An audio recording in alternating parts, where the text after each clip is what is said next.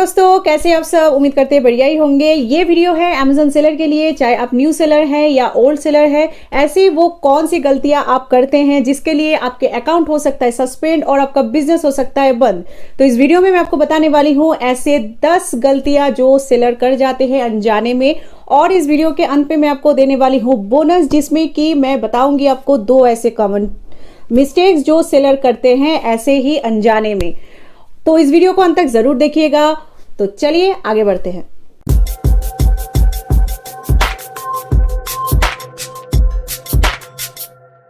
मैं मोविता और स्वागत है आप सबका हमारे YouTube चैनल जाएगा सेलर ज्ञान पे। आज इस वीडियो में मैं जो आपको बताने जा रही हूँ पॉइंट्स, ये मैं बता रही हूँ अकॉर्डिंग टू मी। मैंने सेलर की जो फीडबैक हमें मिला और अकाउंट मॉनिटर करके मेरे एक्सपीरियंस के मुताबिक मैं ये लिस्ट प्रिपेयर की हूँ।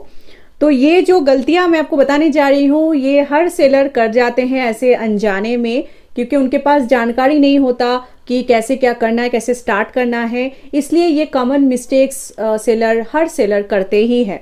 तो चलिए जानते हैं ऐसे कौन से वो गलतियां हैं जो सेलर करते हैं और जिसे अगर आप पहले से ही जान जाए, पहले से ही अगर आपके पास इंफॉर्मेशन रहे तो ये गलतियां करने से आप बच जाएंगे। तो चलिए जानते हैं।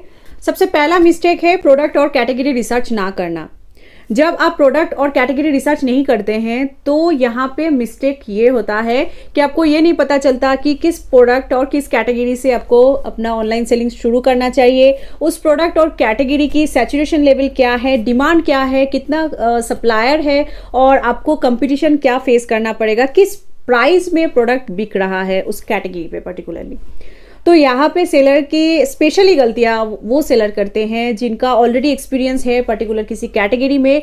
तो उन्हें ये लगता है कि मैं जिस कैटेगरी पे ऑलरेडी ऑफलाइन सेलिंग कर रहा हूँ या कर रही हूँ तो इससे मैं ऑनलाइन सेलिंग स्टार्ट कर सकता हूँ, क्योंकि मुझे एक्सपीरियंस भी है और इजीली मैं इसे प्रोक्योर भी कर सकती हूँ और बहुत अच्छे से ऑनलाइन सेलिंग कर सकता हूँ या सकती हूँ। लेकिन यहीं पे गलतियाँ हो जाता है क्योंकि आप रिसर्च नहीं करते हैं। तो आपको वो सारे जो डिटेल्स आपके पास होना चाहिए, जैसे कि प्रोडक्ट सैचुरेशन हो गया कि नहीं, प्रोडक्ट की डिमांड क्या है, कितने कंपटीशन है, किस प्राइस में वो सेल हो रहा है, ये सारी इंफॉर्मेशन आपके पास नहीं रहता। तो इसलिए गलतियां यहाँ पे आप कर जाते हैं। ठीक है, तो मान लीजिए एज एन एग्जाम्पल एक इजी कैटेगरी अगर हम बात करें तो क्लोथिंग है, जिसमें काफ़ी इजीली जिस कैटेगरी में आप प्रोडक्ट अपलोड कर सकते हैं, जो काफ़ी इजीली अवेलेबल होता है ऑफलाइन मार्केट में, तो आपको दिख ही जाएगा हर जगह आपको क्लोथिंग का सप्लायर भी मिल जाता है। तो अगर किसी का इसमें एक्सपीरियंस भी है तो फिर उनको लगता है कि ऑनलाइन सेलिंग में भी वो सिमिलर ऐसे ही ऑनलाइन सेलिंग काफ़ी अच्छे से कर पाएंगे। लेकिन यहीं पे क्या होता है कि जो प्रोडक्ट आपके पास एक्सपीरियंस है वो ज़रूरी नहीं है कि वो ऑनलाइन सेलिंग में भी आप उतना अच्छा कर पाएंगे, क्योंकि वहाँ पर बिल्कुल सीन जो है वो चेंज हो जाता है। वहाँ पे आपको देखना पड़ता है किस प्राइस में वो प्रोडक्ट बिक रहा है। ठीक है, किस प्राइस में बाकी जो कंपटीटर्स जो है वो किस प्राइस में बेच रहा है और वो प्रोडक्ट सैचुरेशन हो गया है या नहीं, उसमें आपको कितना कंपटीशन फेस करना पड़ेगा, क्या उस प्रोडक्ट की ऑलरेडी वो डिमांड है जो आप फुलफिल करना चाह रहे हैं। तो ये सारी चीज़ें आपको नहीं पता होता है, सिर्फ और सिर्फ आप प्रोडक्ट रिसर्च नहीं करते हैं। तो सबसे ज़रूरी होता है प्रोडक्ट और कैटेगरी रिसर्च करना।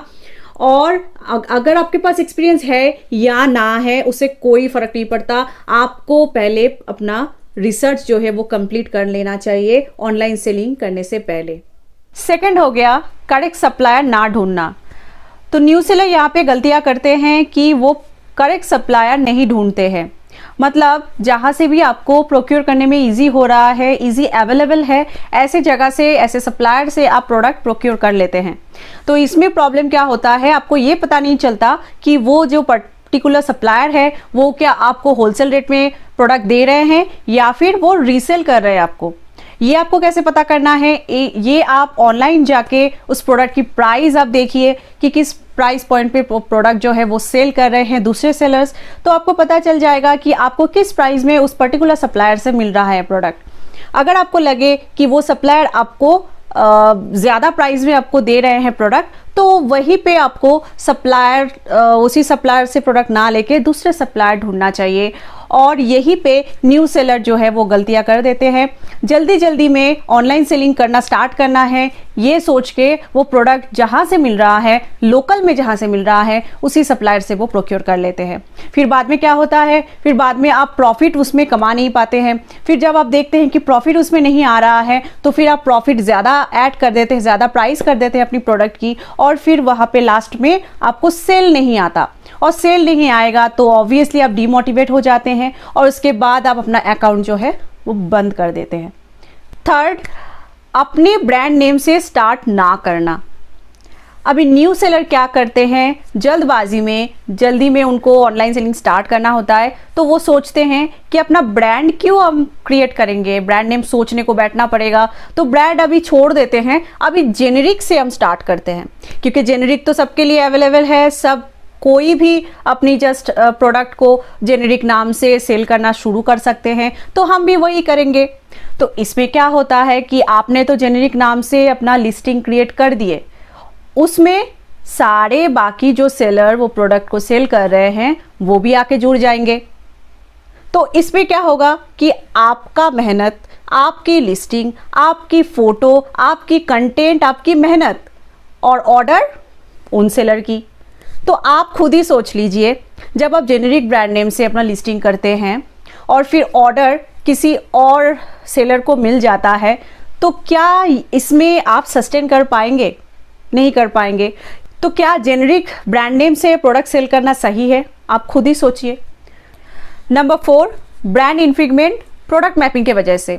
अब जो पहले से सेल कर रहे हैं उनको पता है कि प्रोडक्ट मैपिंग क्या है और ब्रांड इन्फ्रिंजमेंट क्या है, लेकिन जो न्यू सेलर होते हैं उनको ज़्यादातर नहीं पता होता है पॉलिसी क्या होता है, आप कैसे पॉलिसी वायलेशन करते हैं, ब्रांड इन्फ्रिंजमेंट कैसे आपको आता है, और प्रोडक्ट मैपिंग इजीली कर लेते हैं क्योंकि ये इजी ऑप्शन है। आपको लिस्टिंग करने की ज़रूरत नहीं है, बस आप कुछ डिटेल्स डालते हैं और सेल योर्स का जो मज़ेदार ऑप्शन है उस ऑप्शन का फ़ायदा उठा के आप प्रोडक्ट लिस्ट कर देते हैं दूसरे लिस्टिंग में। तो ये हो गया प्रोडक्ट मैपिंग। तो ये बहुत इजीली आपको लगता है कि प्रोडक्ट जल्दी से प्रोक्योर कर लिए और कुछ अपना स्टॉक और एसक्यू वगैरह भर के, डिटेल्स भर के, मैं अपना सेलिंग प्राइस भर के अपना ऑनलाइन सेलिंग आज ही से स्टार्ट कर देते हैं। तो जल्दबाजी के चक्कर में होता है कि आप पॉलिसी पढ़ते नहीं हैं, और ब्रांड इन्फ्रिंजमेंट तो स्पेशली इसी वजह से आता है कि आप किसी दूसरे के लिस्टिंग में अपना प्रोडक्ट मैप तो कर देते हैं, लेकिन ये चेक नहीं करते हैं कि वो जो लिस्ट किए हैं वो प्रोडक्ट, वो ब्रांड जो है वो ट्रेडमार्क है कि नहीं, ब्रांड रजिस्टर्ड ऑलरेडी है कि नहीं अमेजन पे, क्योंकि उन्होंने लिस्टिंग किया है तो ऑब्वियसली उन्होंने ट्रेडमार्क रजिस्टर कर दिए होंगे। तो जैसे ही उन्होंने अपना ब्रांड अप्रूवल और ब्रांड रजिस्ट्री कर लिए हैं अमेजन पे, तो आपको तो आ जाएगा ब्रांड इन्फ्रिंजमेंट, आपको तो अमेजन से मेल आ जाएगा और आपका अकाउंट सस्पेंड हो जाएगा। तो ये सारे जो पॉलिसी होता है कोई भी न्यू सेलर फॉलो नहीं करते हैं, उनको पता ही नहीं होता है कि ऐसा भी कुछ होता है। ऑप्शन वहाँ पे दिया गया है कि अगर आपके पास ऑथराइजेशन लेटर है, आप अगर ब्रांड ऑथराइज कर रहे हैं आपको उनके लिस्टिंग में ऐड होने के लिए, तभी आप अपने आप को, अपनी प्रोडक्ट को मैप कर सकते हैं। नहीं तो अगर आप ऐसे ही किसी भी लिस्टिंग में प्रोडक्ट मैप करेंगे तो फिर आपका अकाउंट सस्पेंड हो सकता है, आपका बिजनेस बंद हो सकता है। नंबर 5, लिस्टिंग प्रॉपर्ली ना करना। अब लिस्टिंग प्रॉपर्ली ना करने का ये मतलब है मेरा कि आप यहाँ पे बहुत कुछ मिस कर जाते हैं। जो भी न्यू सेलर है वो, उनको अगर GTN अप्रूवल मिल जाता है, उसके बाद फिर वो सोचते हैं कि इसमें कंटेंट और ज़्यादा क्या क्रिएट करना है। अपना प्रोडक्ट जो है एक जस्ट स्मॉल एक टाइटल डाल देंगे और फिर फोटोग्राफी तो हमने खींच लिया, फोटो कर लिया, और फिर डिस्क्रिप्शन में थोड़ा 1-2 लाइन हम डाल देंगे, बुलेट पॉइंट्स में 1-2 फीचर हम डाल देंगे, बस हो गया। इसमें आप ज़्यादातर टाइम कीवर्ड भी रिसर्च नहीं करते हैं। कीवर्ड बहुत इंपॉर्टेंट होता है लिस्टिंग में, लेकिन वो आप नहीं करते हैं। इसके ऊपर मेरा बहुत जल्द वीडियो आने वाला है, कीवर्ड कैसे रिसर्च करना है, तो आप बने रहिए। तो आपको ये वीडियो ज़रूर, इस वीडियो में बहुत सारी इन्फॉर्मेशन मैं देने वाली हूँ। तभी आते हैं इस टॉपिक पे कि आप जब लिस्टिंग करते हैं तो लिस्टिंग की फोटोग्राफी का पहले बात कर लेते हैं।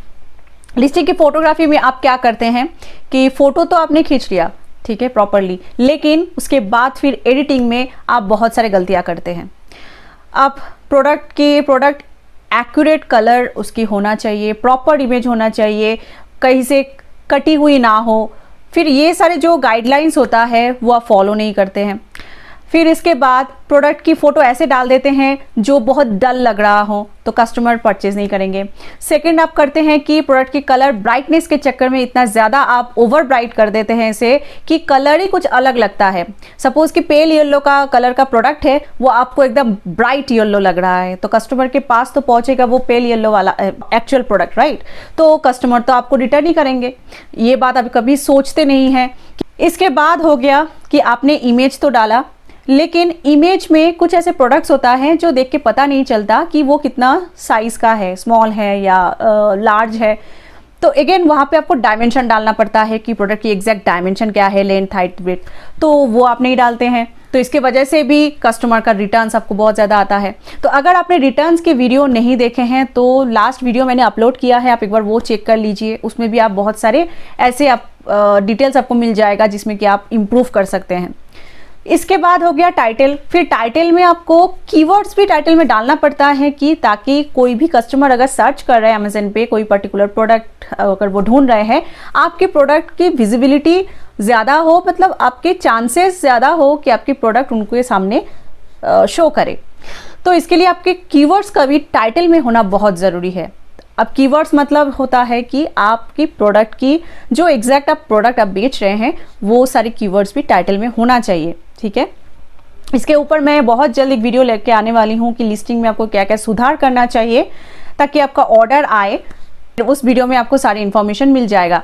आप यहाँ तक बने हुए हैं तो हमारे चैनल को सब्सक्राइब करना मत भूलिएगा। हमें पता है कि आप वीडियो देखते हैं लेकिन सब्सक्राइब नहीं करते हैं, तो सब्सक्राइब ज़रूर कीजिए। Number 6, proper product price calculation. नए सेलर इसमें गलतियाँ क्या करते हैं, प्रोडक्ट प्राइस में सिर्फ वो प्रोक्योरमेंट प्राइस और ज़्यादा से ज़्यादा शिपिंग कॉस्ट प्रोडक्ट प्राइस में ऐड करके फिर अपना सेलिंग प्राइस क्रिएट करते हैं।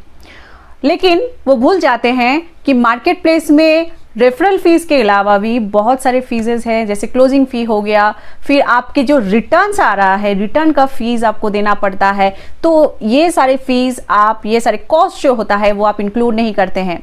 इसके अलावा आप जो पैक करते हैं प्रोडक्ट को, तो उस प्रोडक्ट में जो पैकिंग का जो एक्सपेंडिचर होता है वो कॉस्ट आप ऐड नहीं करते हैं। फिर आपका जो ऑफिस स्टेशनरी वगैरह हो गया, प्रिंट आप जो करते हैं उसमें जो आपका प्रिंट करने का जो खर्चा आता है वो भी आप ऐड नहीं करते हैं। तो एक एक करके आप ये जो आप छोड़ देते हैं कॉस्ट, वही आप जब मंथली आप जब इसको रिकंसाइल करते हैं तब आपको पता चलता है कि कितना आपको प्रॉफिट हुआ, कितना आपको हुआ लॉस। नंबर 7, इन्वेंट्री मैनेजमेंट आप प्रॉपरली नहीं करते हैं।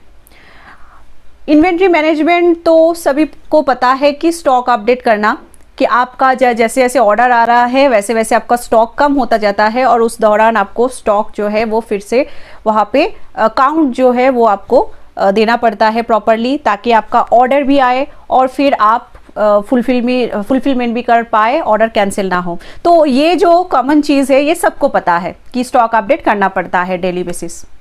लेकिन जो नहीं पता उस चीज़ पे आप ध्यान दीजिए। हर सेलर को नहीं पता होता है, स्पेशली न्यू सेलर को ये पता नहीं होता है। जैसे ही आप अपनी इन्वेंट्री किसी भी प्रोडक्ट को, किसी भी स्टॉक अगर आप ज़ीरो कर देते हैं तो आपकी प्रोडक्ट विजिबिलिटी एकदम से कम हो जाता है और फिर उसके बाद जब आप उसी प्रोडक्ट की विजिबिलिटी गेन करने की कोशिश करते हैं वो नहीं हो पाता जैसा वो पहले था। नए सेलर क्या सोचते हैं कि प्रोक्योरमेंट फिर नेक्स्ट लॉट हम करेंगे और फिर ऐड कर देंगे, फिर स्टॉक अपडेट कर देंगे, फिर से मेरा ऑर्डर स्टार्ट हो जाएगा। लेकिन ऐसा नहीं होता। जैसे ही आप स्टॉक इन्वेंट्री ज़ीरो करते हैं तो तभी आपका विजिबिलिटी एकदम कम हो जाता है। तो आपको क्या करना है, जैसे ही आप देखते हैं कि ऑर्डर आ रहा है आपको, आपका डेली का या हर 2 दिन में आपका उसी प्रोडक्ट का ऑर्डर आ रहा है, तो उस हिसाब से आपको कैलकुलेट कर लेना है कि आपके पास और कितना स्टॉक लेफ्ट है और उस स्टॉक को उस हिसाब से फिर से आपको उस सप्लायर से प्रोक्योर करके स्टॉक को रेडी रखना है। स्टॉक या इन्वेंट्री कभी भी ज़ीरो नहीं करना है, स्पेशली जिस प्रोडक्ट में आपका ऑर्डर आ रहा है। जैसे ही आप ज़ीरो करते हैं आपकी प्रोडक्ट विजिबिलिटी एकदम से कम हो जाता है। उसको फिर से उठाना, फिर से विजिबिलिटी उसमें उसी तरीके से पाना बहुत मुश्किल हो जाता है। नेक्स्ट है लेट डिस्पैच रेट। तो जब आप ऑर्डर फुलफिलमेंट करते हैं तो ज़्यादातर केसेस में न्यू सेलर हमेशा देखा गया है कि वो डिस्पैच लेट करते हैं। और इसका कारण बहुत सारा हो सकता है। या तो आपने हैंडलिंग टाइम गलत दे दिए हैं। अब यहाँ पे मैं एलैबोरेट थोड़ी सी आपको करूँगी, समझाऊंगी कि हैंडलिंग टाइम क्या होता है, वो उस पर बाद में आते हैं। सेकेंड रीज़न ये हो सकता है कि आपने पैकिंग में बहुत ज़्यादा टाइम लगा रहे हैं, जिसमें कि आपका प्रोसेसिंग टाइम बहुत ज़्यादा हो गया है। ठीक है, तो आप पैक सही से करने में बहुत टाइम आप लगा रहे हैं। थर्ड रीज़न ये हो सकता है कि आप ऑर्डर आने के बाद फिर आप प्रोक्योरमेंट करने जा रहे हैं, फिर आप प्रोडक्ट को लेके आ रहे हैं और इसलिए आपका लेट डिस्पैच रेट इंक्रीज हो रहा है। अब बात करते हैं कि हैंडलिंग टाइम क्या होता है। अब जब आप प्रोडक्ट ऐड करते हैं तो अब most of the time seller handling time के जगह कुछ भी नहीं डालते हैं। ज़्यादातर हमने देखा है सेलर कुछ भी नहीं डालते हैं और इसका कारण होता है कि आपको 1 से 2 दिन के बीच में डिस्पैच करना होता है, जो अमेज़न के गाइडलाइंस के मुताबिक सबसे अच्छा होता है कि 2 दिन के अंदर आपको डिस्पैच कर देना चाहिए। जब आप हैंडलिंग टाइम पे कुछ भी नहीं भरते हैं तो बाय डिफ़ॉल्ट वो आप पे अप्लाई हो जाता है। 1 से 2 दिन के अंदर आपको डिस्पैच करना ही होगा। जैसे ही आपका dispatch time, dispatch date 3rd day हो गया तो आपका लेट डिस्पैच रेट में वो काउंट हो जाता है। नेक्स्ट है प्रोडक्ट पैकिंग। तो इसमें ज़्यादातर सेलर को पता होता है, लेकिन जो न्यू सेलर है उनको पता नहीं होता और इससे वजह से रिटर्न बहुत वो रिसीव करते हैं, क्योंकि आप ऐसा आइटम सेल करते हैं जिसमें कि आप पैक अच्छे से नहीं करते हैं और आप सेंड कर देते हैं, डिस्पैच कर देते हैं कस्टमर को और इन ट्रांजिट डैमेज हो जाता है। तो आपको क्या करना है, सिंपल सी बात है, आपको पैकेजिंग मटेरियल प्रॉपर खरीदना है और इनसाइड में पैकिंग का जो इनसाइड में आप प्रोडक्ट आप जब डाल रहे हैं उसका पैकिंग बहुत अच्छे से करना है। अगर आपको ज़रूरत है तो आप बबल रैप का यूज़ करें, आप कॉर्रुगेटेड शीट का यूज़ करें। ठीक है, अगर आपको 5 रुपया या 10 रुपया एक्स्ट्रा कॉस्ट हो रहा है वो प्रोडक्ट सेलिंग प्राइस में डाल दीजिए, लेकिन पैकेजिंग कभी भी आप कॉम्प्रोमाइज मत कीजिए। अब इसके साथ साथ आपको ये भी ख्याल रखना होता है कि आप जो पैक कर रहे हैं वो पैकिंग डायमेंशन प्रॉपरली आप भरे ताकि वेट कैलकुलेशन हो, क्योंकि जब भी आपका शिपिंग बिल आपको रिसीव होगा तब आप देखेंगे वॉल्यूमेट्रिक वेट वहां पे कैलकुलेट होता है, ना कि आपकी प्रोडक्ट की वेट। ठीक है, नेक्स्ट है इग्नोर कर देना रेटिंग और रिव्यू। हर न्यू सेलर को हमने देखा है कि वो बाद में इस चीज़ को कंसीडर करते हैं कि रेटिंग और रिव्यू, जैसे जैसे ऑर्डर मिलेगा वैसे तो हमें रेटिंग और रिव्यू मिल ही जाएगा। हाँ, हालांकि ये सही बात है, लेकिन रेटिंग रिव्यू में आपको फोकस करना चाहिए फ्रॉम डे 1, क्योंकि रेटिंग रिव्यू ही है जो आपकी प्रोडक्ट को विजिबिलिटी ज़्यादा दिलाती है। अब बारी आती है हमारी बोनस टिप्स की। बताने वाली हूँ ऐसे 2 टिप्स जो मुझे पता है कि बहुत सारे सेलर करते हैं, लेकिन न्यू सेलर को ये नहीं करना चाहिए। फर्स्ट गलतियां ये है कि आप करते हैं ऐसे एजेंसीज को हायर जो आपके बिहाफ फेक रिव्यूज को कलेक्ट करते हैं। तो ये बहुत खतरनाक स्टेप है। जिस दिन मार्केट प्लेस को पता चलेगा, market place are very smart, और ऐसे एजेंसीज, फेक एजेंसीज मैं बोलूंगी, क्योंकि ऐसे बहुत सारे एजेंसीज है जो मार्केट में घूम रहा है जो आपको फेक रिव्यूज को कलेक्ट करके देते हैं, लेकिन ये काफी खतरनाक है। कुछ दिनों के बाद जब जैसे ही पता चलता है मार्केट प्लेसेस को तो फिर वो आपको सस्पेंड कर देंगे या फिर आपके अकाउंट को क्लोज कर देंगे। सेकेंड, न्यू सेलर हमेशा गलतियां ये करते हैं, सेलर सेंट्रल ओपन नहीं करते हैं। अपनी डैशबोर्ड हमेशा ओपन करना चाहिए और जो भी नोटिफिकेशन आपको मिल रहा है स्टोर रिलेटेड और स्पेशली ऑर्डर रिलेटेड नोटिफिकेशन जो भी आपको मिलता है आपको अपनी डैशबोर्ड से चेक करना चाहिए। गलतियां सेलर करते हैं कि वो हमेशा ईमेल के भरोसे में बैठे रहते हैं, नोटिफिकेशन के भरोसे में बैठे रहते हैं कि कब मोबाइल पे नोटिफिकेशन आएगा तब हम चेक करने के लिए जाएंगे डैशबोर्ड और तब जाके ऑर्डर अगर आएगा तो पता चलेगा और फिर हम डिस्पैच करेंगे। तो इन सारे प्रोसेस में बहुत लेट आपको हो जाता है। जो हमने बहुत सारे सेलर का अकाउंट मॉनिटर की है जिसमें हम चेक किए हैं कि वो सिर्फ इस गलती के कारण लेट डिस्पैच रेट अपना बहुत हद तक बढ़ाते हैं और फिर अपना अकाउंट मैट्रिक्स खराब करते हैं और फिर अपना अकाउंट को सस्पेंड कराते हैं। तो फिर ये सिंपल सा एक स्टेप होता है कि एवरीडे उठते हैं, जैसे आपका मॉर्निंग का कुछ हैबिट्स आप करते हैं वैसे ही आपका एक हैबिट ऐसे बना लेनी चाहिए कि आप अपना डैशबोर्ड चेक करें मॉर्निंग में उठ के, 10 बजे हो 9 बजे हो, जब भी आपका अपना काम स्टार्ट करते हैं अपना डैशबोर्ड को ओपन करें और चेक करें कि उस दिन में कोई ऑर्डर, पिछले दिन कोई ऑर्डर आया कि नहीं, उस दिन में आपको कोई उस टाइम तक ऑर्डर आया है कि नहीं, कोई नोटिफिकेशन आया है कि नहीं जो आपको पढ़ना चाहिए, जो आप जिसमें आपको कोई स्टेप लेना चाहिए।